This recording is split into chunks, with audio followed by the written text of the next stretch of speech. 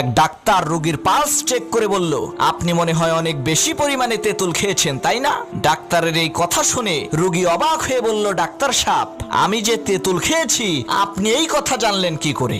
ডাক্তারের সাথে এক চামচা থাকতো ডাক্তারের ব্যাগ নেওয়ার জন্য। সে রোগীর বাসা থেকে ফেরার পথে ডাক্তারকে জিজ্ঞেস করলো, স্যার, রোগী তেঁতুল খেয়েছে এই কথা আপনি জানলেন কি করে? তখন ডাক্তার বলল, আরে বোকা, আমি দেখলাম রোগীর খাটের নিচে অনেকগুলো তেঁতুলের খোসা পড়ে আছে, তাই অনুমান করে বলেছি সত্য হয়ে গেছে। ডাক্তারের কথা শুনে তার চামচা বলল, হায় রে আমার কপাল, ডাক্তারি করা বুঝি এত সোজা? তা তো আমি আগে জানতাম না। কয়েকদিন পর ডাক্তারের অনুপস্থিতিতে সেই চামচা চলে গেল এক হাঁপানি রোগীর বাড়িতে চিকিৎসা করার জন্য। সে দেখলো রোগীর খাটের নিচে ছেঁড়া জুতা পড়ে আছে। সে রোগীর হাতের পালস চেক করে বলল, আপনি বোধহয় অনেক বেশি পরিমাণে ছেঁড়া জুতা খেয়েছেন, তাই না? চামচার এই কথা শুনে রোগীর আত্মীয় স্বজনেরা সেই চামচাকে দিল এক থাপ্পড়।